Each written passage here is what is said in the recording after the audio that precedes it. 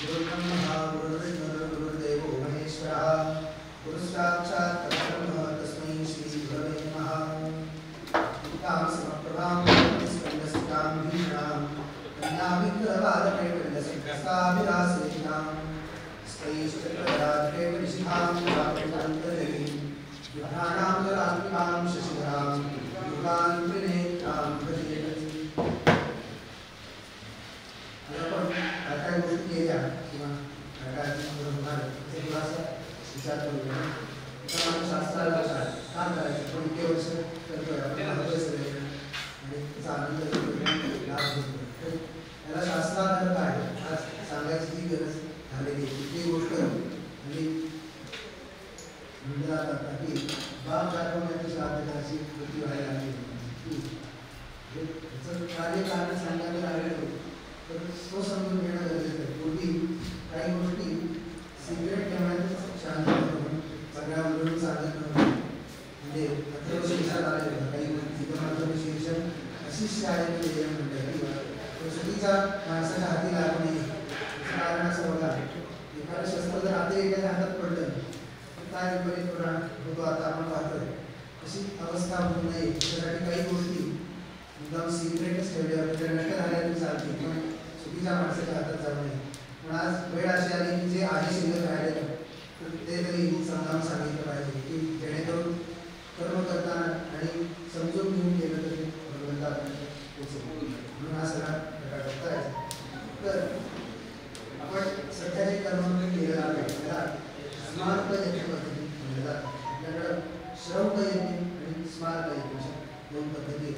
त्याच्या मागं 4 प्रकारची कर्म सांगितलेली आहेत. म्हणजे पौष्टिक कर्म म्हणून सांगितले जे आपण आज करतो यज्ञ यागोपचार गोत्रप्रदान अनुष्ठान ब्राह्मण भोजन किंवा अन्नदान या सर्व गोष्टी त्यांना पौष्टिक कर्म किंवा उत्तम कर्म म्हणजे ज्याच्या वैयक्तिक कामाला काही ना केलं जाणार कर्म की विश्व कल्याणासाठी किंवा कृतज्ञता व्यक्त करण्यासाठी म्हणून करतो. की हल्ली असं झालंय देवासमोर आलं की माणसाची वृत्ती व्हायला लागली की आधी लिस्ट घेऊनच तयार असतो बघा की हे कर हे फुलफिलमेंट करा मग तुम्हाला हार घालू फुलं देऊ नमस्कार करू पुढे पण आणि तू दिलंयच त्याच्याबद्दल धन्यवाद म्हणा. इतक्या चांगल्या गोष्टी आम्हाला दिल्या आहेत त्या आम्ही विसरूनच चाललो की आम्हाला मनुष्य देह दिला आहे चांगल्या कुलामध्ये जन्म दिला भारतासारख्या देशामध्ये जन्म मिळाला. किती गोष्टी आहेत त्याची लिस्ट काढली तर खूप आहे की संपणार नाही. इतक्या गोष्टी आम्हाला दिल्या आहेत पण जे नाही आहे त्याचं आम्ही उगाळत बसतो आणि त्याच्याबद्दलच दुःख व्यक्त करत राहतो. पण जे दिलं आहे त्याच्याबद्दल कृतज्ञता व्यक्त करणं म्हणजे पौष्टिक कर्म आहे जे आपण इथं करतोय दरवर्षी. आज 20 वर्ष होत आले आपलं 2 तप पूर्ण होतील. म्हणजे तपाचं महत्त्वही खूप आहे. 12 वर्ष जेव्हा एखादं कर्म केलं जातं ते सिद्ध होणं म्हणतात की त्याला इथं त्या स्थानात आलं तर तुम्हाला वेगळी ऊर्जा दिसेल. म्हणजे भगवंताचं अधिष्ठान आहेच पण जिथं तुम्हाला मंत्ररूपानं काही कर्म केलं जातं जप यज्ञ केलं जातं तेव्हा इथलं स्पंद जे ते वृद्धिंगत होतात. म्हणून पौष्टिक कर्माला आपण करतो. पुढच्याही 3 कर्मांची जाता आता माहिती घेऊया. त्यात दुसऱ्या प्रकारचं कर्म आहे त्याला शांतिक कर्म असं म्हटलेलं आहे. जे आपण वास्तुशांत ऐकतो बघा किंवा जनन शांती ऐकतो. एखादा दोष घालवण्यासाठी केलं जाणारं कर्म शांतिक कर्म आहे. तिसऱ्या प्रकारचं कर्म आहे त्याला काम्य कर्म असं म्हटलं जातं की माणसाचा इच्छा अपेक्षा आहे नवस वगैरे बोलतो ना ते आधी तू माझं कर्म मी तुझं करेन हा जो भाव असतो म्हणून त्याला तिसऱ्या श्रेणीत टाकलेले काम्य कर्म म्हणून की पण इच्छा आकांक्षा पूर्ण करण्यासाठी केलं जाणारं कर्म काम्य कर्म म्हटलं जातं. आणि चौथ्या प्रकारचं जे कर्म आहे त्याला अभिचारिक कर्म म्हटलं जातं. त्याचा विचार करू नये पण माहिती असावी की एखाद्याचं वाईट होण्यासाठी केलं जाणारं जे कर्म त्याला अभिचारिक कर्म म्हणतात. करणी जादू प्रमाण ते सगळे जे प्रकार येतात त्याच्यात येतात. पण ही 4 प्रकारची कर्म झाली. तर आज आपण पौष्टिक कर्म करतो आणि त्याच्यात एक त्या संपूर्ण कर्माची प्रोसिजर ठरलेली अशा प्रकारे कर्म केले जाणार. तर कुठलाही कर्म म्हटलं की आपण गणपती पूजनाशिवाय सुरुवात नाही बघा. आपण गणपती पूजन करतो पुण्यावाचन करतो त्याच्या मागे आधार काय आहे किंवा का करायचा असा भाग येतो. गणपती ही जी देवता आहे ती आनंद मूर्ती म्हटल्या जाते. त्याच्याकडे पाहिलं की आनंद देणारी येते आम्हाला. आनंद असा शब्द ज्याला विरुद्धार्थी शब्द नाही आहे म्हणून त्या शब्दाचा महत्त्व. आणि वैशिष्ट्याचा हा भावनिक भाग आला शास्त्रीय दृष्टिकोन जो आहे तो त्याच्या मागे थोडा मागं जाऊन विचार केला पाहिजे की आमचा मूळ जो धर्म आहे सनातन वैदिक धर्म तो हजारो लाखो वर्षांपूर्वीपासून आहे आणि त्याच्यात निर्गुण उपासनेला फार महत्त्व दिलेलं आहे की भगवंताचं तिथं अधिष्ठान नको किंवा मूर्ती नको विग्रह नको आता जपमालासुद्धा नको काही नको नुसतं त्याचं स्मरण करणं म्हणजे सध्याच्या भाषेत सांगायचं झालं तर वायफाय कनेक्शन आहे ना किंवा ब्लूटूथ प्रत्यक्षात दिसतं काय तुम्हाला पण एकदा कनेक्शन एस्टॅब्लिश झालं की डेटा ट्रान्सफर जसं होतं ना तो भाव आहे की भगवंताकडनं त्याच्याकडनं येणारे स्पंद किंवा चांगल्या गोष्टी आमच्यापर्यंत पोहोचायच्या आणि आमची प्रार्थना त्याच्यापर्यंत जायची. पण मधल्या काळात असं होऊ लागलं की ते अवघड पडायला लागलं लोकांना निर्गुण उपासना जमेना आणि त्याच दरम्यान बुद्धाचा प्रभाव वाढला होता आणि लोक हिंदू धर्म सोडून बुद्ध धर्माकडं जायला लागले. बुद्ध धर्मात एकच गोष्ट अशी की सगळं त्याग करा असं कुठंही कोणी सांगत नाही. आधी उपभोगा असं एक म्हणलेलं आहे दानम भोगो नाशस्तिस्रस्य यो न ददाति न भुंक्ते तस्य तृतीया गतिर्भवति असे काय सुभाषित आहे. कुठल्याही समृद्धीच्या 3 अवस्था आहेत की एक तर दान द्या किंवा उपभोग घ्या. हे दोन्ही जर केलं नाही दानम भोग हा नाश हा 3 अवस्था आहेत. दान देऊन टाका किंवा उपभोग तरी घ्या. दोन्ही जर जमलं नाही नुसतंच साठवत ठेवला तुम्ही काही नाही नाश होऊन जाणार वाळवी लागणार. त्यामुळे तशी अवस्था त्या ह्याच्यात पाहायला लागली की त्याज्य करणं हे अवघड जायला लागलं आणि त्याच दरम्यान आमच्यावर उपकार जे मोठे ते आदिशंकराचार्यांचा अवतार झाला आणि त्यांनी पुन्हा हिंदू धर्माची प्रतिष्ठापना केली.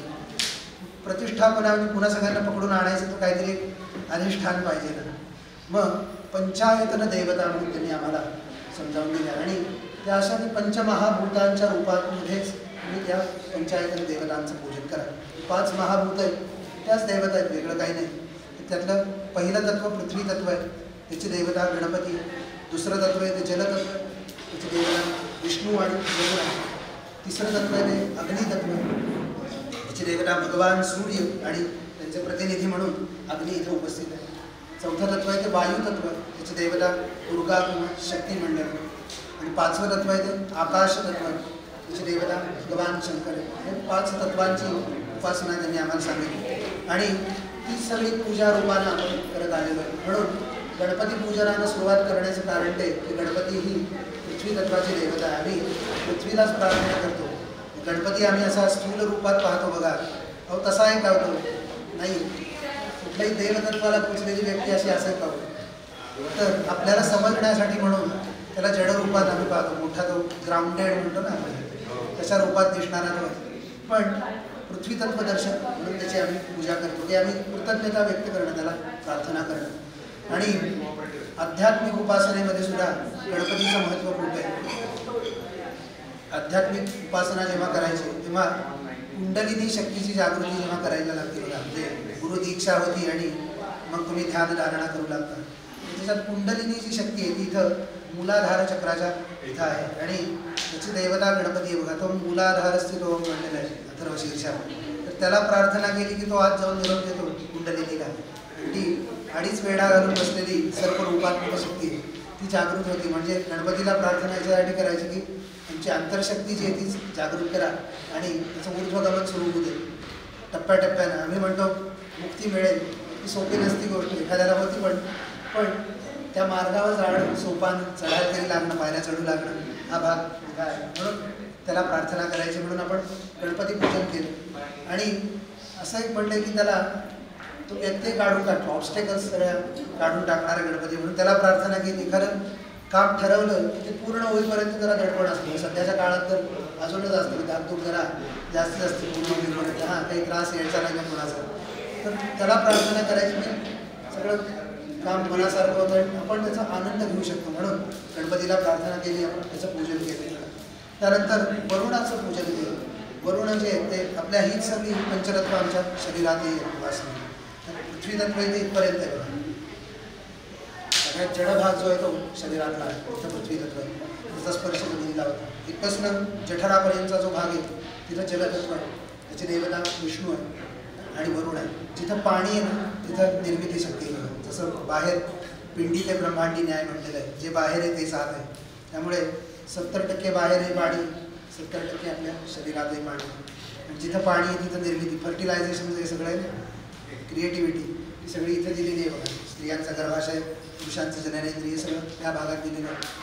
हे जलतत्वाचं प्रतीक आहे. वरुण का पूजा करायची, तर अथांगता आमच्याकडे यावी. म्हणजे समुद्राच्या किनाऱ्यावर उभं राहिलं की पलीकडचं तीर दिसत नाही बघा, तशी अथांगता आमच्याकडे असू. नुसती करन्सी रूपानं नको, सर्वच बाबतीत मैत्री असू देत, नाती असू देत, सगळ्या बाबतीत इतकं विपुल पाहिजे, म्हणून त्याची पूजा करायची. तिसरं तत्व येतं अग्नितत्व. आणि त्याच्यात आपण इथं पुण्याहवाचन केलं बघा. याच्यात अग्नितत्व इथं त्याची पुढं माहिती सांगतो. पुण्याहवाचन केलं. पुण्याहवाचन म्हणजे काय, तर देवतांना निमंत्रण देण्यासाठी केलेलं कर्म म्हणजे पुण्याहवाचन. आपण बघा, एखादं कार्य ठरवलं घरातील लोकांच्या घरी जाऊन सांगतो, भाऊ सगळ्यांनी सहकुटुंब यायचं, भोजन केल्याशिवाय जायचं नाही, हा जो भाव सांगतो तो देवतांना कसं सांगणार. तर ते पुण्याहवाचन केलं की त्या देवतांना निमंत्रण दिलं जातं की त्या सगळ्या उपस्थित होतात, म्हणून पुण्याहवाचन केलं जातं. त्या काही काही प्रोसिजर म्हणून सांगितलेले आहेत. त्याच्यात काही कलशातलं अभिमंत्रित पाणी ते आपण हातावर सोडत होतो बघा. त्याच्यात बऱ्याच ऋषींनी मागण्या केलेल्या आहेत. तर आम्हाला सांगितलं गोष्टी मागा, तर काय मागू, 5-10 गोष्टी थांबून जाऊ आपण, त्याच्यापेक्षा पुढे जाणार नाही. पण ऋषींनी मागताना इतकं मागितलं की काही ठेवलेलं नाही. आणि नुसतं वैयक्तिक नाही, सगळ्यांसाठी मागितलेलं आहे. त्यातली पहिली मागणी जी त्यांनी केलेली आहे ती शांती येऊ दे अशी. म्हणून आपण पाणी सोडताना बघा, अस्मिन् भक्तजनानां शांतीरस्तु म्हणलं की सगळ्यांच्या घरात शांती असू दे. ती असेल ना तर बाकी सगळ्याला अर्थ आहे. म्हणून शांतीरस्तु, पुष्टीरस्तु, आम्ही सगळे पुष्ट धष्टपुष्ट असू दे, म्हणून प्रत्येक मागणीसाठी आम्ही पाणी सोडत होतो. काही गोष्टी आम्हाला नको आहे, बरेच करायला सांगितलेलं, आम्हाला कुणाशी शत्रुत्व नको आहे, अरिष्ट नको आहे, त्यावेळी तिथे दुसरं ताबण ठेवलेलं, त्यात पाणी सोडत होतो आपण. त्या गोष्टी नको आहे त्याच्यासाठी म्हणून. त्यानंतर पुण्याह वाचन म्हणजे त्याच्या 5 प्रकारचे मंत्र म्हटले जातात. पुण्याह, स्वस्ती, वृद्धी, श्री आणि कल्याण असे वेदांमध्ये विशेष करून उत्तम मंत्र ते म्हटले जातात. ते प्रत्येक मंत्र तुमचे यश, कीर्ती, तेज, आयुष्य हे वृद्धिंगत करो म्हणून तुम्ही मह्यम म्हणत होता आणि प्रतिवचन म्हणून आम्ही तुमच्या डोक्यावर अक्षरांत पाहून आशीर्वाद मंत्र म्हणतो. त्यानंतर आपण इकडं 27 दैवतामध्ये आपण त्यांना मातृका म्हटलं जातं, त्यांची आपण पूजा केली. तर निर्मिती शक्ती आहे. जेव्हा ब्रह्मदेवाने निर्मिती केली तेव्हा त्यांचाही त्याच्यात सहभाग होता, त्यामुळे त्यांची आपण पूजा करतो.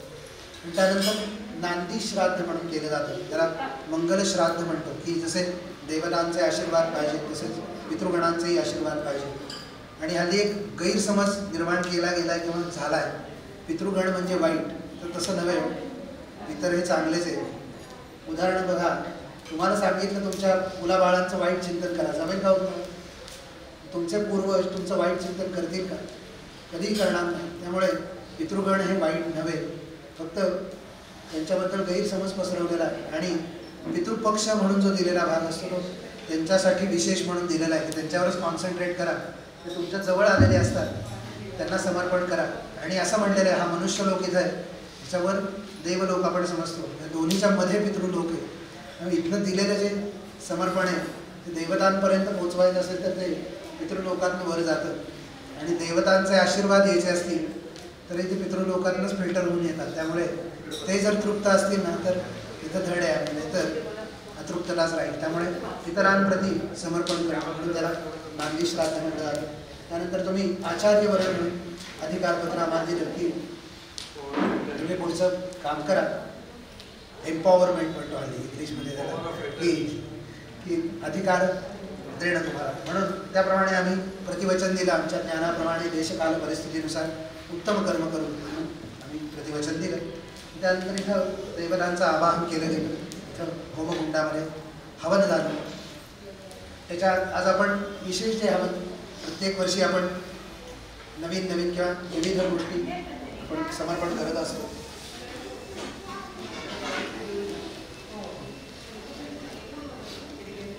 आज आपण ललिता सहस्त्रनामाचं हवन केलं, त्याची थोडी आपण माहिती बघूया की कोण आहे देवता. आणि गुह्यात गुह्य गोप्त्री म्हणलेलं आहे, म्हणजे मोस्ट सिक्रेट अशी गोष्ट काय तर ती ललिता तत्व आहे.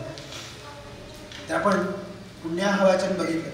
त्यानंतर पहिली 2 तत्वांचा विचार केला. पृथ्वी तत्व झालं, जलतत्व झालं. अग्नितत्व जे आहे ते इथे बघा. ते आपल्या शरीरात इथं जठरापासून फुफ्फुसांपर्यंत हृदयापर्यंतचा जो भाग आहे ते अग्नितत्व आहे. त्याचं स्मरण दुपारी 12 वाजले की भूक लागल्यावर होतं बघा. म्हणून म्हणतो पोटात आग पडली वगैरे, भूक लागली, ती तशी स्थिती होती बरं का प्रत्यक्षात, की जे पित्त आहे पोटातलं ते इतकं जहाल आहे.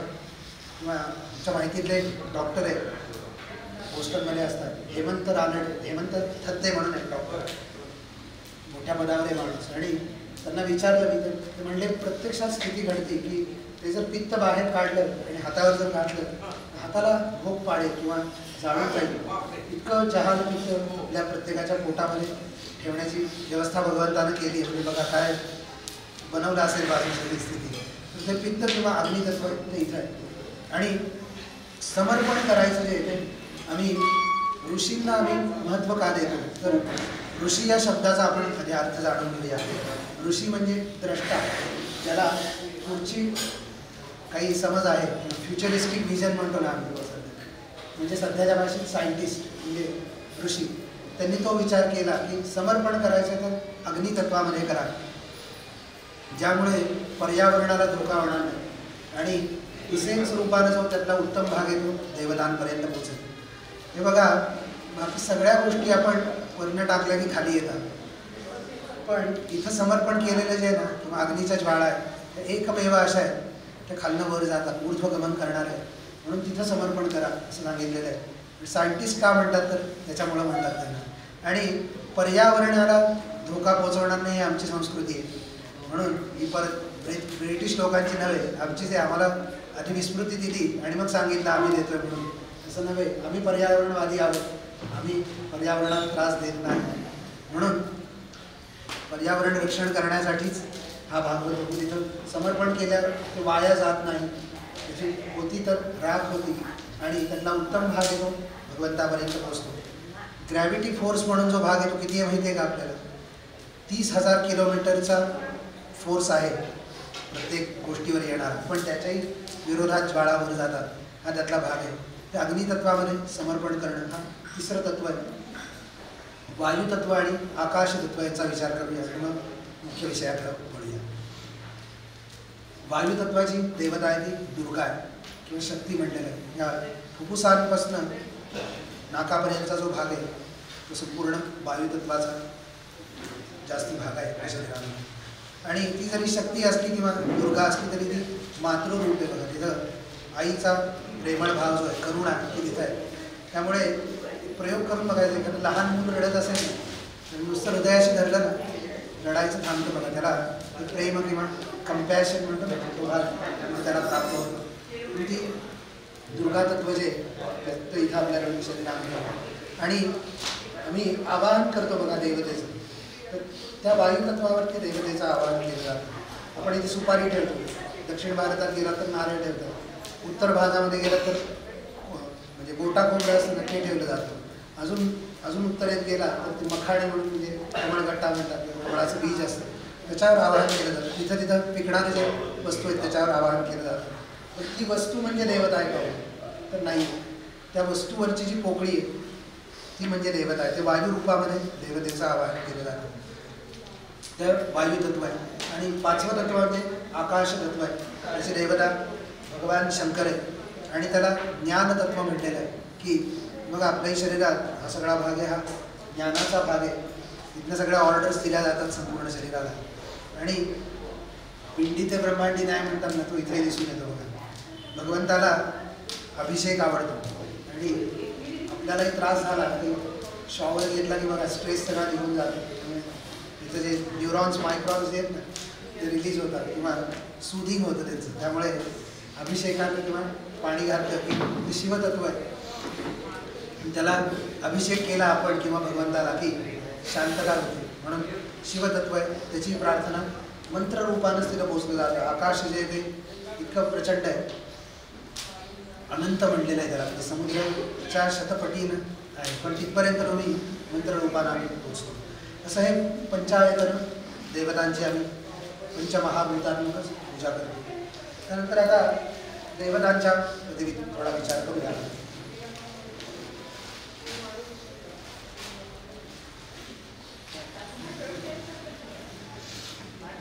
या आपण देवता बघतो बघा, देवता पीठ म्हणून मांडलेला आहे. त्याच्या अलीकडे कलशावरती महाकाली, महालक्ष्मी, महास्वरस्वती, शोभणी, दुर्गा, राजराजेश्वरी, ललितांबिका आहे. तिचं आज आवाहन केलेलं आहे. पलीकडच्या बाजूला नवग्रहांचं आवाहन केलेलं आहे. अच्छा, मोठी व्यक्ती यायची झाली ना की ती एकटी येत नाही बरं का, ती सरंजाम घेऊन येते बरं का. म्हणजे उदाहरण म्हणून बघा, एखादा राष्ट्रपती यायचा असला की नाही, 26 जानेवारीला तुम्ही बघितलं ना ते संचलन असतं, कसे येतात सगळे 5-25 घोडे, गाड्या. इथं थाट जो आहे तो देवतांना अपेक्षित आहे की मोठी व्यक्ती त्या रूपात येते. म्हणजे राजकारण्यांचं उदाहरण देणं उपयोग नाही आहे देवतांना, फक्त आपल्याला समजून घेण्यासाठी म्हणून त्या रूपामध्ये देवता येतात. त्यामुळे त्याला आवरण देवता म्हटलं जातं. की त्या खालती ब्रह्मादी मंडल म्हणून मांडलेलं आहे बघा, अक्षतांवरती 54 देवता आहेत, त्यांचं आवाहन केलं जातं. आणि त्याच्यावर कलश ठेवून त्याच्यावरती मुख्य देवतेचं आवाहन केलं जातं. पलीकडं नवग्रहांचंही आवाहन केलं जातं. त्या देवतेमध्ये ललितांबिकेची काय माहिती आहे तर त्याचा थोडा आपण विचार करूया.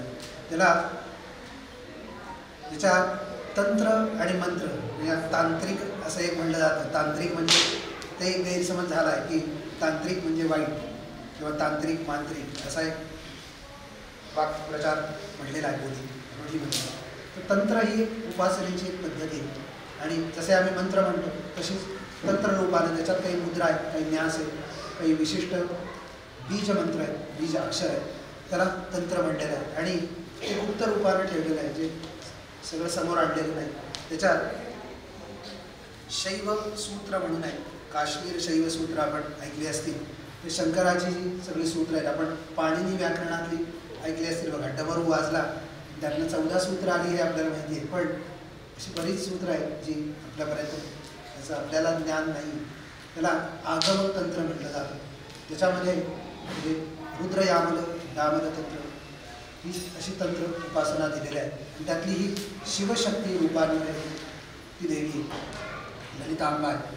त्याच्यात शक्ती म्हणजे काय तर ती वेगळी नाही आहे. म्हणजे तुम्ही पाहिलेत तर भरपूर देव आहेत, गणपती आहे, शंकर आहे, विष्णू आहे, भरपूर आहेत, पण त्यांची नावं निराळी आहे. अस्तित्व एकच, अद्वैत म्हणलेले तो एकच आहे. आणि शिवाला शक्ती जोडलेली आहे. म्हणजे शक्ती आहे म्हणून तो शिव आहे. त्या शिवातली जी वेलांटी आहे ना तीच शक्ती आहे बरं, वेगळं काही नाही. ती वेलांटी काढून टाकली तर काय राहिलं? जी वेलांटी आहे म्हणून तो आहे, त्याचं अस्तित्व आहे. आणि आपण समजून घ्यायचं झालं तर वृक्ष आहे बघा एखादा, आणि त्याला वेली गुंडाळलेल्या असतात ना, तसं आपला हा भाग आहे की तंत्र आणि मंत्र हे असे. मंत्र म्हणजे वृक्ष आहे आणि तंत्र म्हणजे त्याला भोवती गुंडाळलेल्या वेली आहे. किंवा धर्म म्हणतो ना आपण, धर्म आणि श्रद्धा तेही तसंच आहे. धर्म हा वृक्षरूप आहे आणि त्याच्याभोवती श्रद्धेच्या वेली गुंडाळलेल्या आहेत, म्हणून तो झाड टिकून आहे आणि वेलही टिकून आहे. त्यातलं एकही जरी हे केलं तरी मुळं खराब होतील किंवा असा हा भाग आहे. तर त्याच्यात ललितांबेची उपासना जी आहे त्याच्यात खूप काही विविध गोष्टी सांगितलेल्या आहेत. तर तिचं आपण रूप जर पाहिलं तर ती शंकराच्याच पोटावरती बसलेली आहे. तिनं हातात रुंडमाळा सुद्धा धरलेली आहे. तिचं शुभत्वही आहे आणि अशुभत्व किंवा म्हणजे राक्षसांचं मस्तक विच्छेदित केलेली अशी ती आहे. आणि प्रत्येक अक्षरामध्ये आपण श्रीविद्या म्हणून ऐकलं असेल तर ही ललितांबिकेची विद्या आहे. आणि भयंकर प्रभावी आणि गुप्त अशी विद्या आहे. ती त्याच्यापासून आगमतंत्रातून मिळालेली आहे. त्याच्यात शिवपार्वती यांचा संवाद झालेला आहे. आज आपण ज्या हवन केलं ना त्याच्यात हयग्रीव नावाचे ऋषी आहेत, त्यांनी हे संपूर्ण हे सगळं स्मरण केलं, ऐकलं आणि ते पुढं त्यांनी प्रचारात किंवा त्याच्या पठणामध्ये आणलं.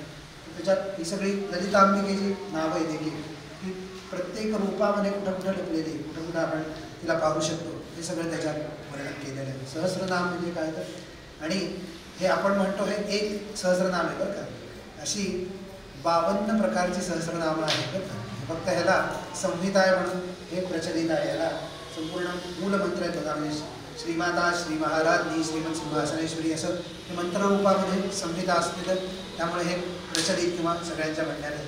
अशी 52 प्रकारची सहस्रनामं आहेत. काही काही नावं कॉमन सुद्धा आहे, पण वेगवेगळी आहेत ती 52 प्रकारची सहस्रनामं आहेत. त्यातला आज आपण ह्याचं आव्हान घेतलं. त्याच्यात बिंदू तर्पण संतुष्टा असं तिला म्हटलेलं आहे. की भगवंताला जसा अभिषेक आवडतो ना, तो अखंड धारा आवडते बरं का. तर खंड आवडत नाही. शतधारा करा, एकादश धारा करा, की तुमच्या ह्याला एक धारेचा अभिषेक करा. पण ही जी देवी आहे ना, हिला एक एक थेंबानं पाण्याचा अभिषेक आवडतो. म्हणजे शिरोधारा करतात ना बघा, त्यात सुद्धा धार धरतात, पण त्या खंड रूपानं जे पाणी किंवा जे पडती धारा ती तिला विशेष प्रिय. बिंदू तर्पण संतुष्टा असं म्हणलेलं आहे तिला, की त्या रूपात ते विशेष आवडतं तिला. कुंकुम फार तिला प्रिय आहे. कुंकुमामध्ये खूप चांगल्या गुण जे आहे, आयुर्वेदामध्ये सुद्धा शूल म्हणजे पोटशूलावरती बऱ्याच ज्या व्याधी आहेत त्याच्यासाठी कुंकुमाचा विनियोग केला जातो. हल्ली जे मिळतं ते नव्हे, कुंकुवाचं झाड असतं बरं का. आपल्याला प्रत्येकांना माहिती नसलं तर सांगतो. कुंकुवाचं झाड येतं आणि त्याच्या बीजामधनं कुंकुवाची म्हणजे हे मिळते, आपल्याला पावडर जी दिसती ती त्यातनं होती. आणि दुसरं एक कुंकू करण्याची पद्धत जी आहे ती हळदीमध्ये चुना मिसळला की कुंकुवाची निर्मिती होते. म्हणजे कॅल्शियम आणि हळद जेव्हा मिक्सर होतं तेव्हा लाल रंगाचं कुंकू निर्माण होतं आणि ते खूप रोगांमध्ये गुणकारी आहे. ते त्या तिला हे आहे. आणि त्याच्यात तंत्र उपासना आली की त्याच्यात यंत्रही आले, मंत्रही आले. म्हणजे त्याच्यात विविध यंत्रही सांगितले बघा. आपल्याला श्रीयंत्र माहिती आहे, गणेश यंत्र माहिती आहे, खूप यंत्र आहे. म्हणजे त्यांची आकृती केली जाते. आणि यंत्राचा संबंध कुठे आहे तर यंत्र आहे ते बघा पिरॅमिडसारखं दिसतं असं. आणि पिरॅमिडच्या ठिकाणी अभ्यास केल्यावर हे सिद्ध झालेलं आहे की एखादी ऊर्जा एका ठिकाणी जर तुम्हाला संस्थापित करायची असेल तर ती जेव्हा शेप बनवला जातो, जशी वास्तू निर्माण केली जाते किंवा एखादी ऊर्जा ओढून तिथं स्तंभित केली जाते. म्हणून इजिप्त भागात किंवा दक्षिण अमेरिकेत जे पिरॅमिड्स आहेत तिथेही आपलीच संस्कृती होती, आहे आजही सुद्धा आहे.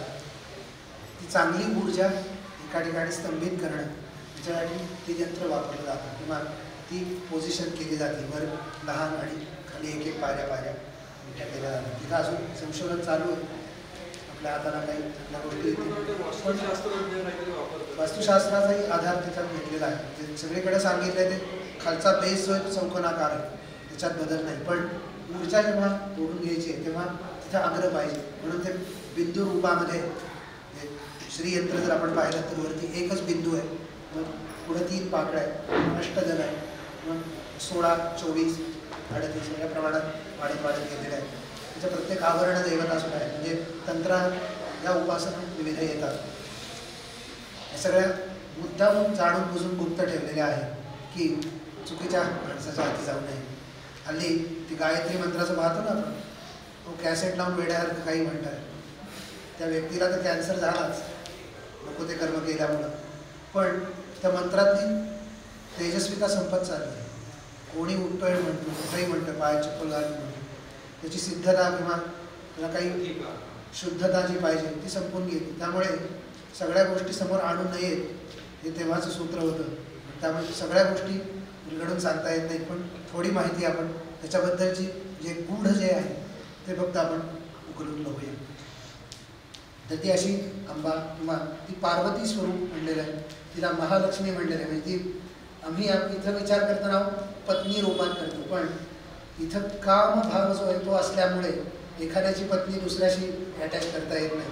पण देवलोकामध्ये तो भावच नाही आहे, कामभावच नसल्यामुळे ती, आणि तो देव एकच आहे. त्यामुळे त्याला विष्णू म्हणा, त्याला शिव म्हणा, तो एकच आहे, वेगळा नाहीच आहे. त्यामुळे त्याची अर्धांगिनी रूपात तिला महालक्ष्मी रूपात पहा किंवा अंबिका किंवा पार्वती रूपात बघा, ती एकच आहे. त्यावेळेला आपण विचार केला पाहिजे. तर श्रीयंत्र किंवा त्याची उपासना ही फार फलदायी अशी आहे. तर त्याच्यात एक गोष्ट जाता जाता सांगतो की ललिता सहस्त्रनाम जे ते सौभाग्यदायक आहे आणि त्याचा जर रोज पाठ केला तर खूप चांगल्या गोष्टी घडतील बरं का आयुष्यामध्ये. आणि करून पहा तुम्ही. माझी आई 34 वर्ष रोज म्हणते आणि तिला आलेले जे फल आहे ते मी सांगतो तुम्हाला इथे सगळ्यात चांगली. म्हणजे आता बायकोही म्हणते, पण तिनं केलेले जे उपासना आहे त्याचं फल दिसून येतं. म्हणजे कुठली उपासना 1-2 दिवस करून फलद्रूप होत नसते, आयुष्य वेचावं लागतं. एखादा कलाकार बघा, त्याचं जर उत्तम गायन ऐकायचं असेल तर आयुष्य वेचावं लागतं. एखादा वादक असेल, संतूर सतार तर आयुष्य वेचलेलं असतं, तेव्हा ते स्वर त्यावेळी निघतात. एखाद्यानं ब्राह्मण असेल, पुरोहित्य करणारा असेल, 12-12 वर्ष घसा घासावा लागतो, तेव्हा ते मंत्र निघतात मुखातून आणि त्याची ताकद तशी राहते. त्यामुळे कुठली सिद्धता येण्यासाठी 1-2 दिवसात कुठली गोष्टीची प्राप्ती होत नाही. आणि जे टेम्पररी असतं ना ते जातही लगेच, बरोबर. म्हणजे त्याला स्पेक्युलेशन म्हणतात आणि इंग्लिश भाषेत, येतं जातं, त्याला काही अर्थ नाही. लॉंग टर्म जे आहे ते महत्त्वाचं आहे. त्यामुळे दीर्घ रूपामध्ये उपासना जी आहे ती नित्य करणं, आणि तुमच्याकडं नित्य आणि नैमिकता म्हटलेली आहे. रोज करा आणि निश्चित वेळेवर करा की ते विशेष फलद्रूप होईल. म्हणून विशेष करून स्त्रियांना म्हणून सांगतो की हे ललिता सहस्रनाम म्हणत जावं की त्याच्यात सौभाग्य वृद्धी करणारा भाग त्याच्यात आहे. म्हणजे नुसतं तुमचंच नाही, पतीचंही आयुष्य वृद्धी करणं आणि स्त्रीला सौभाग्य हे विशेष महत्त्वानं सांगितलेलं आहे. त्यामुळे त्या दृष्टीनं सहस्रनाम पाठ ऐकत जावा. म्हणायला लागलं तर अतिशय उत्तम आहे. त्याची उपासना केल्यावर बऱ्याच गोष्टी प्राप्त होतील. याच्यामध्ये आज विशेष दिवस जो आहे ललिता पंचमीचा आहे, म्हणून आपण त्याचा हवन करण्याचं निश्चित केलेलं आहे. आपण दरवर्षी विविध गोष्टी करत असतो इथं, पण ललिता पंचमीचा म्हणून जो दिवस आहे तो तिला विशेष प्रिय आहे. त्यात अनुराधा नक्षत्र आहे, स्थिर नक्षत्र आणि देवीला प्रिय असणारं नक्षत्र आहे ते आज आहे. त्याच्यात रविवार म्हणून जो भानुवासर म्हणलेला आहे अश्विनातला, तो एक उत्तम दिवस सांगितलेला आहे. आज सगळा असा योग जोडून आल्यासारखा आहे, तर त्याचा विशेष आपण लाभ घेतलेला आहे किंवा अजूनही पुढे घेणार आहे.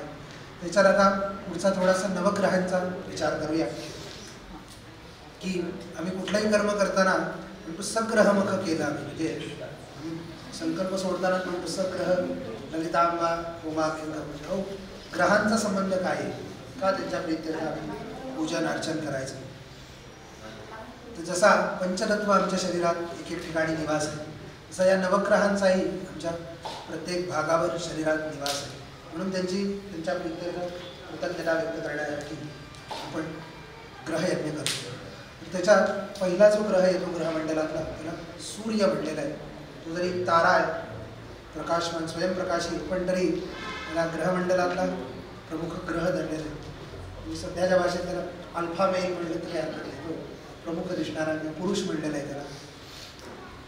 त्याच्या प्रीत्यर्थ पूजनानं होमहवनानं काय मिळतं होमानं, तर आरोग्यम भास्करानिच्छेद सांगितलेलं. आरोग्याची प्राप्ती करायची असेल तर सूर्यनारायणाला शरण जावं. म्हणजे तुम्ही बघा आता 4 महिने आषाढ महिन्यापासून सारखं ढगाळ आणि विचित्र हवा आहे. सगळ्यांच्या प्रकृती बघा कशा थोडा मासा झालेला आहे. काही असतील ठणठणीत, पण काहीतरी होतच आहे प्रत्येकाला जरा.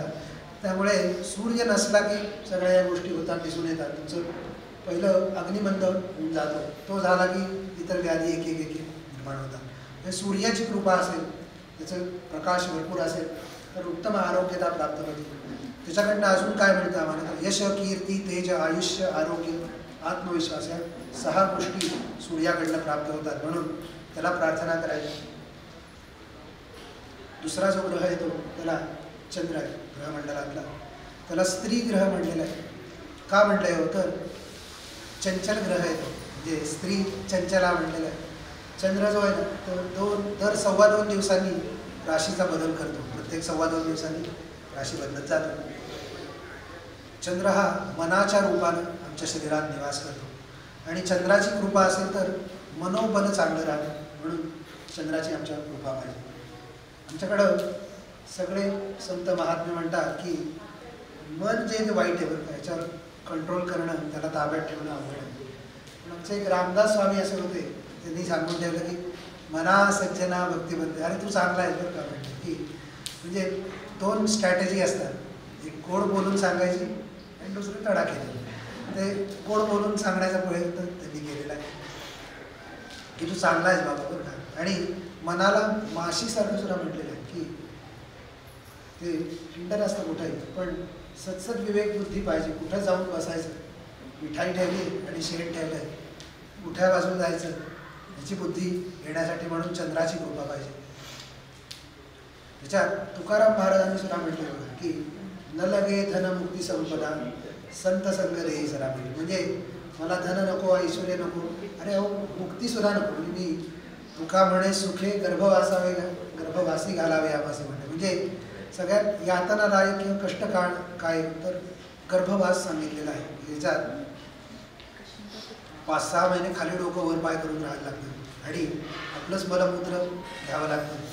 तुकाराम महाराज म्हणतात ते सुद्धा मान्य आहे, ओके म्हटले घेईन ते सुद्धा, पण संत संगत यायचं नाव म्हणतात की संत संगती जर मिळाली तर मी पुन्हा पुन्हा जन्म घ्यायला सुद्धा तयार आहे. म्हणजे त्या प्रश्नातच त्यांनी उत्तर देऊन टाकलं की एकदा चांगली संगती जर मिळाली नंतर आपोआप उत्कर्ष उद्धार आहे. तो अभंग जो त्याच्यात सांगून टाकतो. तर ती मनाची स्थिती, मन हे पाणी किंवा चंद्राचा आणि पाण्याचा संबंध आहे. बघा चंद्रोदय झाला की समुद्राला भरती येते, तशीच आपल्या मनाची स्थिती. खूप आनंद झाला ना आनंदाश्रू येतात, दुःख झालं तरी रडायला येतं, भीती वाटली तर माणसाला घाम येतो, फारच भीती वाटली तर माणूस बाथरूमला जातो. या सगळ्या प्रतिक्षिप्त क्रिया आहेत त्या पाण्यात व्यक्त होतात बरं का. आणि त्याच्यातही संशोधन झालं, आनंदाश्रू येतात ते गोड येतात बरं का जरा आणि थंड येतात, बाकी सगळ्या गोष्टी आहेत त्या गरम असतात. घाम खारट, तर चंद्र जो आहे तो खारट आहे आणि त्यामुळे सगळं बाहेर पडणारं जे पाणी आहे ते खारट रूपात आहे. त्यामुळे चंद्राची कृपा असेल तर मनोबल चांगलं मिळतं. ते चांगलं असेल ना तर आमटी भाकरी ते सुख वाटतं. आणि जर मन धड नसेल, ताऱ्यावर नसेल तर पंचपक्वानही गोड लागत नाही. त्यामुळे मनशांती मिळणं याच्यासाठी म्हणून चंद्राची कृपा पाहिजे. पुढचा जो ग्रह आहे तो मंगळ आहे. ग्रहमंडलातलं त्याला सेनापती म्हणलेलं आहे, जो बलवान आहे, निर्णय क्षमता देणार आहे.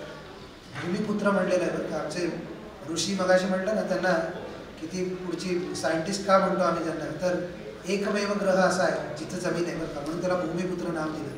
बाकी इतर कुठल्याही ग्रहावर हे नाही आहे बरं का, वातावरण नाही आहे, नुसते वायू गोल आहे. फक्त मंगळ असा आहे जिथं भूमी पाऊल टेकवू शकतात. आणि आपले पविवर्तक जे पुण्यातले होते त्यांनी तर ध्यानात अंतरसुद्धा सांगितलं होतं. आणि आता नासाचं जेव्हा हे रोवर गेलं होतं ना तेव्हा डिस्टन्सचा फरक आला, 8 किलोमीटरचा फक्त फरक आला बरं. इतक्या ॲक्युरसी या माणसानं आत्ता आधुनिक शास्त्रज्ञ म्हणतो आधुनिक ऋषी म्हणायला हरकत नाही, इतका त्यांचा अभ्यास इथं बसून त्यांनी सांगितलं होतं. तर मंगळाचा संबंध जो आहे तो रक्ताभिसरणाशी आहे. मंगळाची कृपा असेल तर ब्लड सर्क्युलेशन उत्तम राहतं, हायपर डायबोलिक किंवा हे प्रॉब्लेम येत नाही, उत्तम रक्ताभिसरण राहतं. मंगळ हा वाईट ग्रह नव्हे. हल्ली त्याला ज्योतिषी लोकांनी शनी मंगळांना वाईट करून टाकलेलं आहे. तो जर वाईट असतं तर त्याला अमंगळ म्हणले असते. एक लावणं काही अवघड नव्हतं, पण तो मंगळ आहे, शुभफल नाही. फक्त त्याचा विचार विवाहाच्या वेळेला का केला तर आता सगळे सूज्ञ आहेत, जाता आता मुद्दाम सांगतो, आज सगळ्या गोष्टी सांगायची गरज आहे. मंगळ असलेला स्त्रीचा मंगळ का विचारात घेतला जातो तर तिथं सेक्शुअल पॉवर जे आहेत लोकांच्या किंवा त्या गोष्टी मॅच करण्यासाठी म्हणून मंगळाचा विचार केलेला आहे. ज्या स्त्रीला मंगळ असतो तिची कामभावना मुळात स्त्रियांची पुरुषाच्या 8 पट आहे. ज्या स्त्रीला मंगळ असतो ती अजून थोडी वाढलेली असते. त्याला इक्विव्हॅलंट करण्यासाठी म्हणून मंगळाला मंगळ किंवा तशी थोडीच थोड कुंडली बघण्याची गरज आहे. नुसत्या मंगळामुळं वैधव्य येतं, ॲक्सिडेंटल डेथ होतात, असलं काही घडत नाही. त्यामुळे हाच विचार त्या दृष्टीने केला पाहिजे म्हणून मंगळाचाच विचार केलेला आहे विवाह जुळवताना. इतर आज ग्रहांना थोडंसं दुय्यम ठेवलेलं आहे, मंगळाला प्राधान्य दिलं आहे. प्रत्येक ग्रहाचा अंमल असलेला कालावधी सांगितला आहे. पूर्वी विशेषत्वानं का पाहत होते तर विवाहपूर्वी 12व्या वर्षी व्हायचे आणि मंगळाचा अंमल साधारण 28 वर्षापर्यंत राहतो. हल्ली आता काही बघण्याची गरज नाही दुर्दैवानं, पण समजून घेणं गरजेचं आहे. म्हणून मंगळाचा संबंध विचारात घेतला पाहिजे. मंगळ हा सेनापती आहे, तो त्वरित निर्णय घेणारा ग्रह आहे. त्याची कृपा असेल तर चुकेल किंवा बरोबर येईल, पण निर्णय तरी घेलो माणूस. तो सेनापती आहे बघा. एखादा शत्रू जर आला धावून आता हात ठेवून बसून राहत बघू उद्या तर तो सगळ्यांनाच मरून जाईल सगळेच. त्यामुळे तिथं निर्णय क्षमता, 1 घाव 2 तुकडे म्हणतो ना, वेशपात्र आहे किंवा जरा विक्षिप्त आहे, ते सगळे मंगळाचे गुण आहेत. तो त्वरित निर्णय करतो, त्याला नंतर घेणं देणं नसतं, चुकलं तर चुकलं म्हणतो. पण मंगळाचा अंमल असलेल्या व्यक्तीवर दिसून येतो. मंगळाची कृपा पाहिजे म्हणून त्याच्या प्रित्यर्थ पूजन व्हावं. पुढचा जो ग्रह आहे ग्रहमंडलातला बुध आहे. त्याला युवराज म्हणलेलं आहे संपूर्ण ग्रहमंडलात.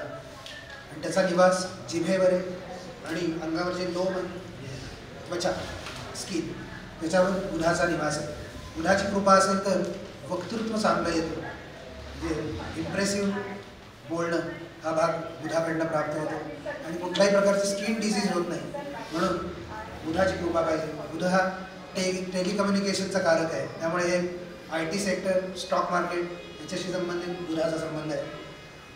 बुध हा युवराज म्हटलं बघा, त्यामुळे हे लोक एअर कंडिशन रूममध्ये बसतात. हल्ली घरात बसतात, पण जेव्हा बसत होते तेव्हा तिथं बसत होते, तुलनात्मक त्यांचं उत्पन्न इतरांपेक्षा जास्ती होतं, कमी श्रमात जास्ती. सध्या राहिलेलं नाही, कारण काय काळ जो आहे ना तो प्रत्येकाला जागेवर आणत असतो. म्हणजे टायर जसं असतं ना गाडीचं, कधीतरी वर असतं त्याला कधीतरी खाली यावं लागतं. हा भाव सगळीकडे आहे. 6 तासात तो मिळवत होता, त्याला आता 13 तास लागलं तरी कमीच आहे. असं आहे सध्या IT सेक्टरची अवस्था सध्या. पण कमी श्रमात जास्ती फलं देणारा असा ग्रह आहे. तो व्यापारी आहे बुध हा, वणिक वृत्तीचा ग्रह आहे. त्याच्याकडं बुध जर चांगला असेल तर बार्गेन चांगलं करता येतं, घासाघीस चांगली घालता येते. एखादी गोष्ट स्वस्तात पाडून मागून कशी आणायची हा भाग त्याच्याकडनं येतो. आणि व्यावसायिकता जो आहे, व्यावसायिकता आहे ती बुधाकडनं येते. जर उत्तम व्यावसायिक व्हायचं असेल ना तर 2 सूत्र आहेत त्याचे, तोंडात साखर, डोक्यावर बर्फ. हे ज्याला जमतं ना तो पुढं जातो. बरं का, हे इथं कोण असतील तर माहीत नाही, मला दोष द्यायचा नाही, पण गुजराती लोक आणि मारवाडी लोक आहेत ना, त्यांच्याकडे ती विशेष कृपा आहे बघा, की व्यापारात ते अतिशय चतुर आहेत. किंवा पुढं एकदम विक्रेते बघा तुम्ही पोचलेले असतात. तर बायका जातात 5-50 साड्या काढल्या तरी पसंत पडत नाही म्हणून सांगतात. पण तो गोड बोलतो म्हणतो, ताई पुढच्या आठवड्यात नवीन स्टॉक येणार आहे म्हणतो, 4 साड्या गळ्यात मारतो त्याच्या, नाही कळतही नाही. पण ती व्यावसायिकता किंवा चतुरपणा जो आहे तो बुधाकडनं प्राप्त होतो. आणि एखाद्या म्हणजे चांगलं बोलणं हा भाग. आता पुण्यातला नियमच आहे बघा तुमच्या इथलं, की 4थ्या वाक्याला टाळी मिळवली तरी फॉल धरला जातो. तसं आहे. त्यामुळे ते साध्य करण्यासाठी चांगलं वक्तृत्व साधण्यासाठी त्याला बुधाची कृपा पाहिजे. म्हणून बुधा प्रीत्यर्थ आपण पूजन भावन करतो. पुढचा जो ग्रह आहे तो गुरु, सूक्ष्म ग्रह आमच्या शरीरात त्याचा निवास आहे. पृथ्वीच्या 1300 पट मोठा असणारा ग्रह आहे. आणि आमचे ऋषी ओरडून ओरडून सांगत होते बरं का, गुरुचा हस्त असताना, बकरी असताना शुभकर्म करू नका. पण आज तर नासानं अप्रुव्हल दिल्यावर तरी आता ऐका, की गुरुकडनं येणारे प्रत्येक किरण जे ते पॉझिटिव्हिटी किंवा शुभत्वच घेऊन येतात.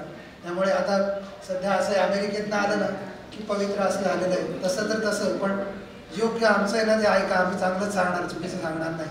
त्यामुळे गुरुचा संबंध आहे तो त्या आहे नाही. गुरु जो आहे पृथ्वीचा 1300 पट मोठा असला तरी त्याचा निवास खूप सूक्ष्म आहे. आणि कुठं आहे त्याचा निवास तर क्रोमोझोम किंवा DNA म्हणतो आम्ही, त्याच्यामध्ये गुरुचा निवास आहे. एका माणसाचा DNA किती मोठा असतो माहिती आहे का तुम्हाला?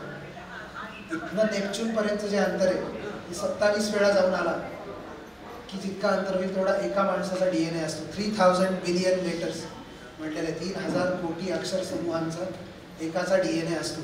आणि हे माझ्या मनाचं नाही सांगत, सायंटिस्ट आहेत, अभ्यंकर म्हणून आहे, अमेरिकेत आहेत मोठ्या पदावर. त्यांच्या मुलाची कुंजे लावताना त्यांना विचारलं, तेव्हा त्यांनी सांगितलं की त्यांनी सगळी माहिती सांगितली. आणि माणूस इतका तज्ज्ञ हुशार आहे की 20 मिनिटात DNA सेपरेशन करतात ते एका व्यक्तीचं. त्यांच्या हाताखालची जी टीम आहे त्यांना 7 दिवस लागतात. इतका त्यांच्यात फरक आहे बरं का. म्हणजे इतका हुशार आहे आणि अभ्यास त्याचा इतका आहे की मूळ कुठल्याही एखाद्या व्यक्तीचं ते सुद्धा शोधलं जातं. त्याच्यात कोकणस्थ लोक जे आम्ही म्हणतो की कुठला आली, त्यांचा मूळ निवास तिकडं तुर्कस्तान किंवा इराण जे किंवा त्याच्यावरती जो भाग आहे तिथं एक 10,000 वर्षापूर्वी तिथं राहत होते, असा एक शोध लागलेला आहे. त्यामुळे सरळ नाक, घारे डोळे हे जे भाग आले ना ते मुसलमान धर्म आत्ताच आहे बरं का, 1400 वर्षात. त्याच्यापूर्वी इकडचा आहे. तर DNAचा विचार केला की तिथनं येतो. गुरुचा संबंध तिथं विचारात घेतला पाहिजे. गुरु हा सद्गुरू पण आहे. म्हणजे आयुष्यात गुरु बरेच येतात, पोटाची विद्या शिकवणारे, पण सद्गुरू कुणाला म्हणलं जातं जो हे सगळं आई घेतलं पुढं नेणार आहे. अनएंडिंग आहे, किती घेतलं ना त्याला काही समाप्ती नाही आहे. लक्झरी किती भोगलीत ना तरी कंटाळा येणार आहे. पण त्या परमार्थाकडे निघालात ना की तिथं नित्य आनंद आहे, तृप्तता आहे. तिकडं नेणारे सद्गुरू आहेत. ते एकदा हात धरला ना तिथे घेऊन जातात तुम्हाला. मग मागं बघून म्हणून बघायची गरज नाही. कुंडलीत गुरु बलवान असेल, गुरुची कृपा असेल तर आयुष्यात सद्गुरू प्राप्ती होते. ती झाली की निम्म काम होऊन जातं. गुरुचा निवास गुणसूत्रांमध्ये, त्यामुळे गुरुकडनं येणारे फायदे किंवा तोटे यांचाही विचार करायला लागतो. क्रॉनिक डिझीज म्हणतो ना आम्ही, डायबिटीस आणि कॅन्सर दोन्ही ज्या व्याधी आहेत त्या गुरुच्या बिघडलेल्या स्थितीमुळे होताना दिसून येतात. कुंडलीत गुरु बिघडलेला असेल, एक 200 कुंडल्यांचा अभ्यास केला, त्याच्यात दिसून आलं की जिथं गुरु बिघडलेला आहे तिथं क्रॉनिक व्याधी होताना दिसून येते. प्रत्येक ग्रहाला एक अंमल असलेला कालावधी दिला किंवा त्यांचं वय दिलं. त्यामुळे गुरु आणि शनी हे जे 2 ग्रह आहेत ते वृद्ध ग्रह म्हटलेले आहेत. त्यांच्याकडनं मिळणारे फायदे तोटे थोडे 50 नंतर मिळतात. आणि बुध, शुक्र, मंगळ तरुण ग्रह आहेत, त्यांच्याकडचे फायदे तोटे लवकर वयात होतात. गुरुचा जेव्हा विचार होतो तेव्हा क्रॉनिक व्याधी आहेत ते साधारण 50च्या पुढं व्हायच्या, हल्ली कधीही होत आहे. म्हणजे पण त्याचा विचार त्या ह्यानं केला पाहिजे की गुरु जिथं बिघडलेला असतो आणि या बाहेर नाही येत नाही, तुमच्या शरीरात निर्माण होतात, तुमचं शरीर विरोध करतं. गुरुची कृपा असेल तर क्रॉनिक डिझीज होणार नाही, म्हणून गुरुची कृपा आम्हाला पाहिजे, सद्गुरूंची कृपा पाहिजे. पुढचा जो ग्रह आहे तो आसक्तिकारक ग्रह बघा, हा विरक्ती देणारा आहे गुरु. पुढचा आसक्तीचा कारक शुक्र आहे. काव्य, शास्त्र, कला, नाट्य, विनोद, संगीत या सगळ्याचा कारक शुक्र आहे. शुक्राचा निवास डोळ्यांच्या ठिकाणी, केसांमध्ये आणि जिभेवर जॉईंटली आहे बरं का. बुध आणि शुक्र टुगेदर तिथे आहे बरं का. त्यामुळे शुक्र आहे तिथं नाविन्य, वेगळेपण आहे. म्हणून रोज चमचमीत टमटमीत लोक रोज नवीन लागतं बरं का खायला. कालचीच वस्तू आज समोर आली की डोळे मोठे करतात लोक, म्हणजे आवडत नाही लगेच, हेच का असं होतं. शुक्र आहे म्हणून प्रत्येकाचं ड्रेपरी किंवा ड्रेसिंग निराळ आहे बरं का. तुम्ही सगळ्यांनी आज केशरी साड्या नेसलेल्या असल्या तरी त्याच्यात किती फरक आहे बघा. आणि प्रत्येकानं धोतर नेसलेलं असलं तरी काहीतरी वैविध्यता त्याच्यात आहे. शुक्र नसता तर सगळेच बँडवाल्यासारखे झाले असते. शुक्राचा निवास डोळ्यांच्या ठिकाणी पण आहे. त्यामुळे सौंदर्य जे परिमाण मोजलं जातं ते तिथनं मोजलं जातं. डोळे उत्तम असतील ना तर माणूस सुंदर आहे म्हणतो. बाकी खपून जातो, नकटा असला ओके, नाक मोठं आहे, इकडं हात कालपाडा गेली ओके, पण डोळ्यात फॉल्ट असलं की बिघडलं काम. डोळे उत्तम असतील तर सुंदर किंवा सौंदर्य त्याच्यावरनं मोजलं जातं. त्यामुळे शुक्राचा विचार तिथं केला पाहिजे. शुक्र हा केसांच्या ठिकाणी निवास आहे. त्यामुळे स्त्रियांना केशसंभार म्हणून जो दिलेला आहे तो आभूषण किंवा त्यांना दागिना म्हणून दिलेला आहे. आणि हार्मोनल संबंध तिथं आहे बरं. तुम्ही ऐकायचं का नाही ते तुम्ही ठरवा, सांगायचं माझं काम आहे. स्त्रियांनी केस कापू नका, ते कापले तर हार्मोनल इम्बॅलन्स होतो आणि हे दिसून येतं आहे आज बघा. एक बाळंतपणं नाही झाली तर गर्भाशयाची पिशवी काढून टाकायला लागली, अशी अवस्था होती. तेच 50 वर्षा 60 वर्षापूर्वी बघा, 10 बाळंतपणं जरी झाली बाईची तरी ठणठणीत असायची बाई, काही व्हायचं नाही, कारण ती केस कापत नव्हती. हल्ली आणि पुरुषांनी केस वाढवू नये सांगितलं, स्त्रियांनी कापू नये. आता बरोबर विपरीत होते, ते पुरुष जिभऱ्या वाढवून येतात आणि बायका अगदी म्हणजे नाममात्र ठेवून, म्हणजे अशी विचित्र अवस्था होती. ती बदलली पाहिजे, आम्हीच सांगितलं की कोणा. आणि त्याला शास्त्रीय कारण आहे, नुसतं सांगत नाही. तर केस कापू नका, हार्मोनल डिझीज किंवा इम्बॅलन्स होणार नाही. शुक्राचा त्या दृष्टीने विचार केला पाहिजे. पुढचा जो ग्रह आहे तो शनी. त्याचं नाव ऐकल्यावर बऱ्याच जणांना झटकी भरते. त्याला कारणही असं आहे, ज्योतिषी लोकांनी कोणाला तरी बदनाम केल्याशिवाय आपली पोटं भरणार नाही अशी अवस्था केली. शनीला जर तुम्ही दुर्बिणीनं बघितला तर सुंदर दिसणारा ग्रह आहे. त्याला पूर्ण ते कड आहे त्याच्यावरती. आपल्या पृथ्वीला 1 चंद्र आहे, तसं शनीला 13 चंद्र आहे आणि तोही 700 पट मोठा आहे बरं का पृथ्वीचा. तोही गुरु आहे, शिक्षक आहे, फक्त त्याची शिकवायची पद्धत निराळी आहे. हा जो गुरु आहे ना तो गोड बोलून कॅडबरी वगैरे देऊन शिकवतो. शनी आहे तो हातात काठी घेऊन शिकवतो. आणि मागच्या पिढीत तुम्हाला सगळ्यांना माहिती असेल की एखादी गोष्ट मिळण्यासाठी किंवा चूक जाण्यासाठी, योग्य येण्यासाठी म्हणून तडाखे खाल्लेले असतात ना, ती गोष्ट आयुष्यभर विसरत नाही बरं का. एखाद्या गोष्टीसाठी मार खाल्ला आहे ना, ती गोष्ट आयुष्यभर पक्की राहते डोक्यात. तर पुढच्या पिढीला ते सुदैव नाही आहे. आम्ही सगळ्यांनी सांगितलं पाहिजे शिक्षण विभागाला की पुन्हा सुरू करा, 2-2 रट्टे पाहिजे, त्याशिवाय शहाणपण येत नाही किंवा ते आयुष्यभर लक्षात राहत नाही. छडी लागे छमछम म्हणतात ते त्याचा भाग आहे. शनी जो आहे तो प्रॅक्टिकल नॉलेज देणारा ग्रह आहे. गुरु तुम्हाला थेअरी शिकवेल, पण प्रॅक्टिकलही तितकंच आवश्यक असतं. किती तुम्ही युनिव्हर्सिटीत जाऊन शिकला, पोस्ट ग्रॅज्युएट केलं तरी काहीतरी न्यूनत्व राहिलेलं असतं. त्याची एक 7.5 येऊन गेली की पूर्ण होतं. तो आपलं कोण परकं कोण योग्य अयोग्य याची पूर्ण ज्ञान तुम्हाला देतो. म्हणून शनीची कृपा होण्यासाठी, म्हणून शनी आहे तो न्यायाधीश आहे बरं का. आणि तो पिळायचं तेवढं पिळणारच, 7:30 तो कोणाला सुट्टी देत नाही, सगळ्यांना धरतोच. फक्त तुम्ही जर त्याची प्रार्थना उपासना काहीतरी करायला गेला तर तो म्हणतो लाच द्यायला आले म्हणून तो अजून त्रास देतो. म्हणून तसलं काही करू नका. त्याच्यापासून शमन करायचं असेल तर भगवान शंकर किंवा महारुद्र हनुमान यांना प्रार्थना करा की शनी पीडेतनं निवारण होईल. शनी जो त्याचा निवास जो आहे आमच्या शरीरामध्ये तो सगळ्या जॉईंट्सच्या ठिकाणी, सगळे जिथं स्कॅलेटन म्हणतो संपूर्ण सापळा तिथे शनीचा निवास आहे. शनी वृद्ध ग्रह आहे बरं का. त्याच्यापासून होणारे तोटे किंवा त्याच्यापासून होणाऱ्या व्याधी उशिराच्या वयात होतात बघा. आर्थरायटिस, स्पॉन्डिलायसिस, संधिवात हे जे सगळे व्याधी आहेत त्या 50-60 नंतर येतात. मंगळाशी संबंधित जे व्याधी आहेत तो एक घाव दोन तुकडे, म्हणजे एखादा ॲक्सिडेंट झाला तर खटखट विषय संपतो. पण शनी रोज चिमटे काढून काढून मारतो. ही सांध्याची व्याधी ज्यांनी कोणी उपभोगली, म्हणजे भोगली असेल, उपभोगली नाही, त्रास सोसले असतील त्यांना माहिती की भयानक कष्ट होतात, म्हणजे नको होतं जगणं, अशी अवस्था शनी करतो. रोज चिमटे काढणे अशी स्थिती शनीची. म्हणून त्याचे हे त्रास आणि त्याच्यापासून होणारे फायदे सुद्धा उशीर आहेत बघा. शनी हा न्यायाधीश आहे, त्यामुळे तुम्ही किती परीक्षा लवकर द्या न्यायाधीशाच्या, सुप्रीम कोर्टाच्या, अगदी अपॉइंटमेंट मिळत नाही बरं. सर न्यायाधीश व्हायचं असेल ना, केस पिकल्यावर 50-55च्या पुढंच मिळतं, एखाद दुसरं वर्ष मिळतं, नंतर रिटायरमेंट होती. तेवढाच भाग आहे, तिथं वृद्धत्वच यायला लागतं किंवा अनुभवच तेवढा यायला लागतो. गुरुचाही संबंध तसाच आहे. एखाद्याला युनिव्हर्सिटीचं HOD व्हायचं आहे, प्रोफेसर व्हायचं आहे, 50च्या तर कोण विचारत नाही बरं का. त्याच्या पुढं केस पिकले की त्याची किंमत वाढते, तसा भाग आहे. हे दोन्ही वृद्ध ग्रह आहेत, त्यांचा तसा आहे ना विचार केला पाहिजे. शनीचा निवास शरीरात सांध्यांच्या ठिकाणी, तसा बाहेर इन्कम टॅक्स, RTO, कोर्ट या ठिकाणी शनीचा निवास आहे. त्याला मंद ग्रह म्हणलेलं आहे बरं का. मंद म्हणजे स्लो.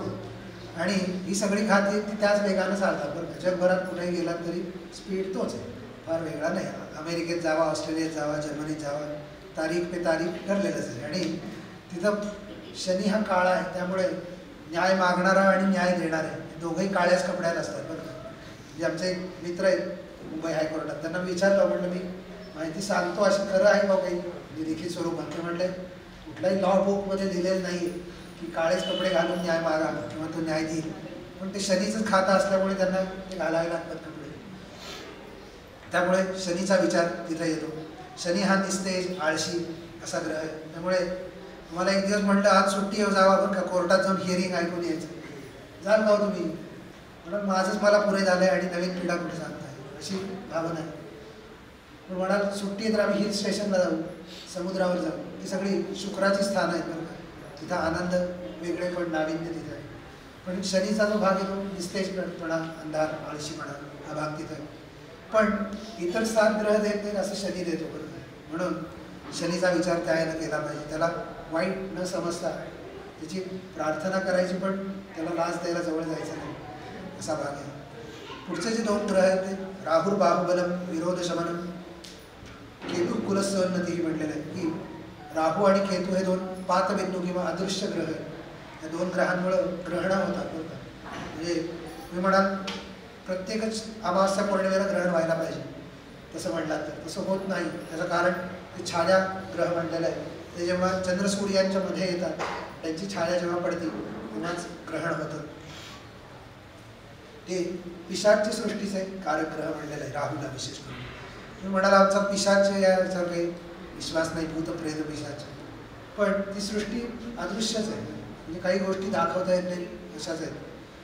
एक उदाहरण म्हणून बघा, एखादी हॉरर फिल्म बघून यायची आणि अपरोक्ष तुम्हाला दचकायला होतं. एखादी गोष्ट तुमच्या भांड पडतो, एखादी वस्तू पडती आणि घाबरायला होतं आणि अंगावर काटा उभा राहतो. प्रत्यक्षात काय घडलेलं असतं घडत काहीच नाही, पण भीती तर वाटते ना. तीच पिशाच आहे किंवा तोच राहू आहे. राहूचं अस्तित्व, भीती वाटणं, अनामिक भीती, याचा कारक राहू आहे. त्याला प्रार्थना केली की त्याच्यापासून त्रास होत नाही. आणि हल्ली सगळ्या गोष्टी सांगायची गरज आहे म्हणून सांगतो की खूप सूक्ष्म गोष्टींचा विचार किंवा अंमल आपल्यावर असतो. म्हणजे स्पंद म्हणून म्हणतो ना आपण, निगेटिव्हिटी, पॉझिटिव्हिटी, याचा अंमल असतो. आम्ही त्याच्यावर अभ्यास केला. म्हणजे आता सांगतो 2 मिनिटात. आम्ही मेक्सिकोमध्ये असताना आम्ही ती मल्टीमीटर्स लावून एनर्जी टेस्टिंग केलं होतं. एक हाउटेड एरिया असं पूर्ण खराब घर होतं. त्या ठिकाणी तो जे ज्यांच्या घरी गेलेलो यजमान ते विकत घेणार होते म्हणून तिथं एक पूजेचं हे केलं आयोजन, आणि तिथली आधीची व्हायब्रेशन सगळी चेक केलेली होती. ते सगळे वेस्टर्नच आणले होते, म्हणजे आम्ही मशीन नव्हते दिली. तेव्हाची जी व्हायब्रेशन्स होती ती -20 होती त्यांच्या ह्याच्याप्रमाणे. आणि त्यानंतर 2 तास आम्ही एक दिनं यज्ञ केला होता. आणि त्यानंतरची जी व्हायब्रेशन्स आली ती +320 एवढा त्याच्यात फरक दिसून आला. आणि ती सगळे काढून दिले ग्राफ सगळे. ते म्हणले आम्ही हे जर हिलिंग करायचं झालं तर त्यांना 7 दिवस लागतात साधारण त्या जागेत डेव्हलपमेंट आणायला. तर हा जसा भाव असतो किंवा प्रत्येक गोष्टीतले स्पंद असतात जागेतले, ते तुम्ही काय कृती करता यानं बदलतात. एखाद्या इथं जर आपण मंत्र म्हणतोय चांगले विचार, इथं विपरीत कर्म केलं तरी इथं थांबावं वाटणार नाही असा भाग आहे. त्यामुळे स्पंद किंवा याचा सूक्ष्म विचार असतो, जे दिसत नाही पण अनुभवता येतात. तशी हवा आहे, दाखवता येत नाही पण तिचं अस्तित्व नाकारता येत नाही, तसाच भाग आहे. जर राहूचा संबंध दिला आहे, राहूची कृपा असेल तर बाहुर्भाव बल, म्हणजे भरपूर शक्ती येते. आणि एखाद्या गोष्टीला विरोध करायचा असेल ना तर तो राहू चांगला असेल तर सगळ्यांना जुगारून पुढे जाता येतं. म्हणून राहूची कृपा पाहिजे. आणि केतू कुलस्योन्नती म्हणलेलं, केतू चांगला असेल तर उत्तम प्रजा आमच्या घरामध्ये येतील. सध्या उत्तम प्रजेचं डेफिनेशन म्हणजे आई बापाला विचारणारी पोरं असं केलं पाहिजे. सध्या उठतोय तर अमेरिकेत इंग्लंडला पळतोय, त्याला अर्थ नव्हे. जो आई वडिलांच्या जवळ राहून त्यांची सेवा करतो ती उत्तम प्रजा म्हणलेला आहे. तशी प्रजा केतूच्या कृपेनं प्राप्त होती. नुसतेच पैसे मिळवणे म्हणजे आयुष्य साध्य होतं असं नाही. केतूच्या कृपेनं या गोष्टी प्राप्त होतात. केतूचा निवास नखांच्या ठिकाणी, दातांच्या ठिकाणी. केतू चांगला असेल तर डेंटिस्टकडे वगैरे जावं लागत नाही, दात बळकट राहतात. म्हणून या नवग्रहांप्रित्यर्थ आम्ही पूजन होम करतो. त्यानंतर थोडासा 2 मिनिटाचा भाग आहे. आपण अग्निमंथन केलं, प्रत्येकांना माहिती, पण काहींना जर आख्यायिका माहिती नसली तर सांगतो आणि माझ्या वाणीला विराम देतो. आपण कुमारिका पूजन आणि बलिदान हे करूया. त्याच्यात अग्निनारायण जो आहे अशी एक त्याच्या मागे एक आख्यायिका आहे. अग्नी जो आहे हा पूर्वापार देवतांप्रती, म्हणजे पोस्टमन जे काम करतो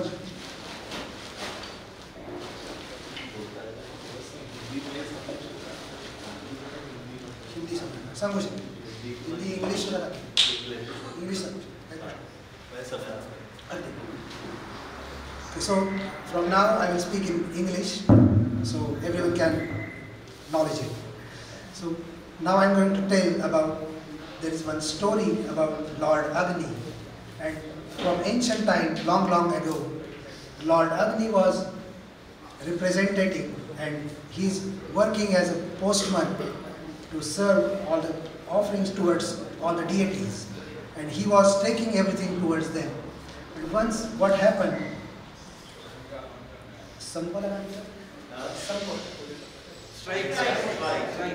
one day he called a strike and hide himself in the water. So you will have a question, how it is possible? The fire, how can fire can stay in the water, but it stay in the form of volcano, or we can think about the electricity, which it is hidden in the water. So in that form, Lord Agni hide himself. And then everyone got starving. No one was getting food. So all the deities started to search him. Where are you? So at that time, the fishes in the ocean, they said, the Lord Agni is hiding himself here. So when Agni came out, he cursed all the fishes. From now onwards, you will be food of human being. So that's the biggest curse on this world. That because the only human being, he doesn't have faith in the God, or his desires never ends. Always he wants more and more. So from that, this is another part. Still now you can see everywhere you see the fishes got killed mostly in the world. But he came out and all the deities asked, why are you making strike? So he said, I have few demands and you should fulfill them.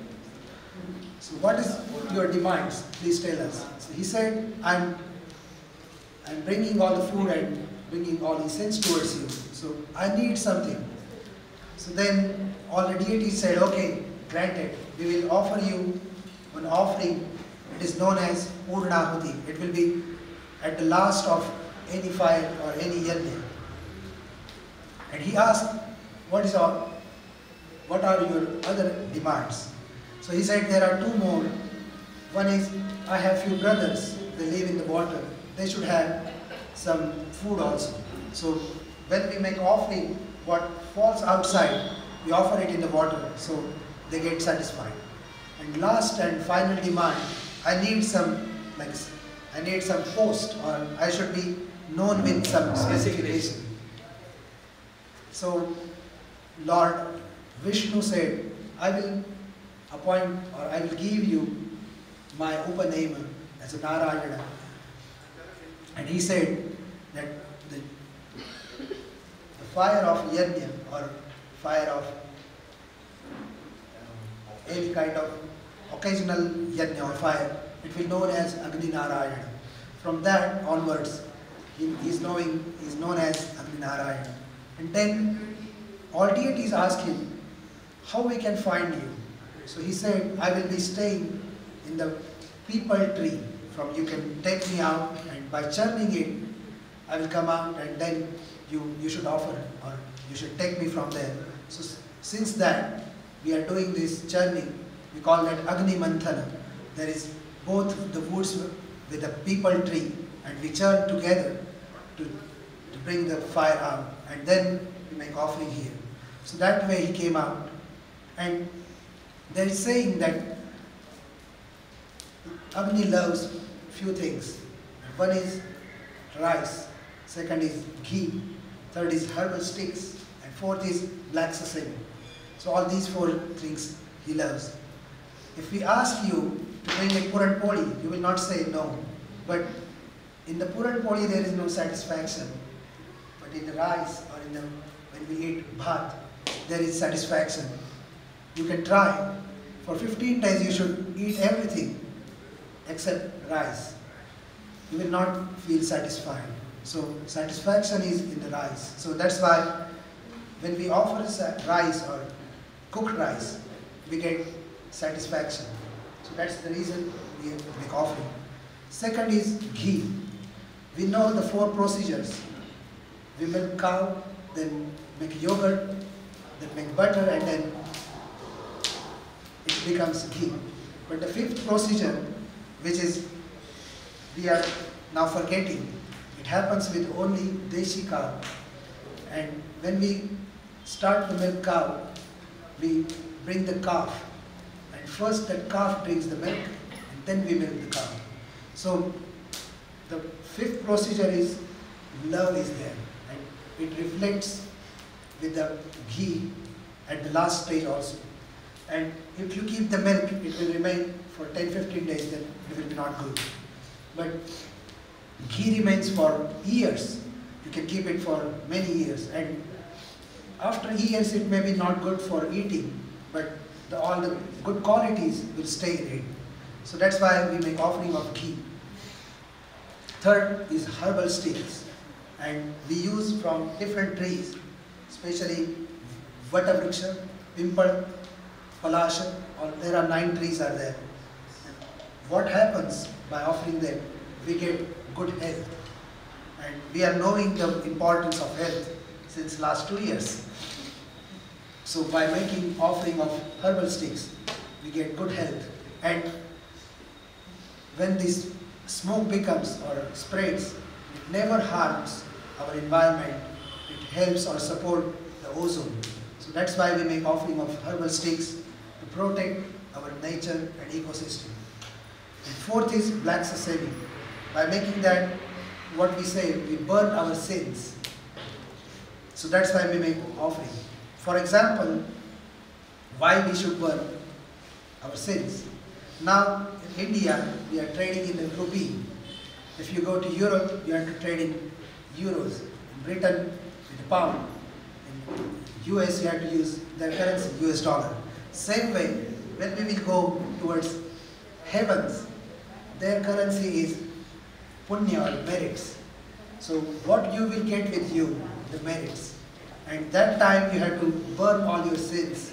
And when you will burn that, what will remain? All the merits you will have. So you should take that with you. So Sarve Guna Kanchana Mashrayante. If you have something, then you have value. If you don't have, no one will ask you. So that's why you should have something, and it should be in the merits. So that's why by making offering of black sesame, we burn our sins, bring more toward the merits with us. So that's why we make offering of these 4 things. So that's the reason. There are different things also. When we make Chandi Homa, that time we make offering of the payasa, the kheer, the rice cooked in milk. You may know Ganesh Yadav. During that we make offering of Modaka, Durva, the rice flakes. All these things are there. But in each and every single thing, these are 4 ingredients are told by sages. You should use these. They are good for in general. But specific wise, like for Chandi, there are different. For Ganesh, are different. But for in general, these are 4 ingredients which we are using.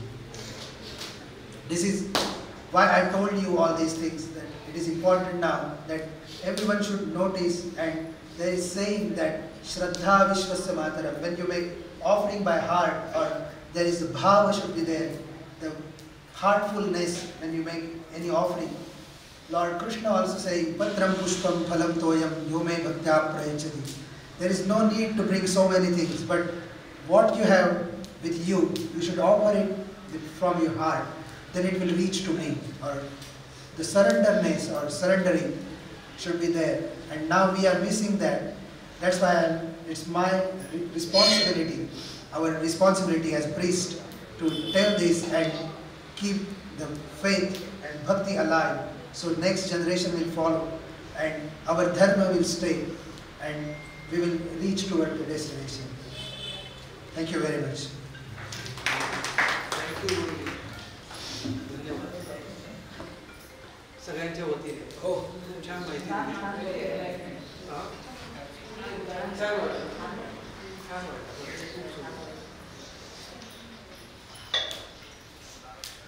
आता पुढे Mrityunjay home जो आहे त्याला कर्मरक्षेसाठी म्हणून केला जातो की आमच्याकडनं न्यून अतिरिक्त काही कमी जास्त राहिला असेल जी क्षमा प्रार्थना मृत्युंजय होम केला जातो. इथं बलिदान म्हणून भाग आहे. तर काही क्षुद्र देवता आहेत त्यांना इथं भाग नसतो, त्यांना इथं आविर्द्रव्य म्हणून हे दिलं जातं. त्यातलं काही नॉन व्हेजिटेरियन कॅटेगरीतलं आहे आणि निशाचरही आहे, आणि दिवसा दिसत नाही म्हणून तो दिवा लावणार बघा. आणि आम्ही नॉनव्हेज काही खात नाही, त्याचा काही विनियोग करत नाही, काय देणार आम्ही. तर उडीद आहेत बघा भातावर घातलेले, त्यातले सगळे प्रोटीन कंटेंट आहेत ते त्यांना प्राप्त होतात. आणि काही लोक आलं की बरं वाटतं, काही गेली की बरं वाटतं. तशातले हे हा भाग घ्या आणि लवकर जावा किंवा लांब राहावा म्हणून त्यांना हा भाग द्यायचा. त्याला बलिदान म्हटलं जातं. त्यानंतर पूर्णाहुती म्हणून अग्नीसाठी समर्पण केलं जाईल आणि त्यानंतर आपली आरती होईल. कुमारिका पूजन होईल आणि आरती होईल. आपला कार्यक्रम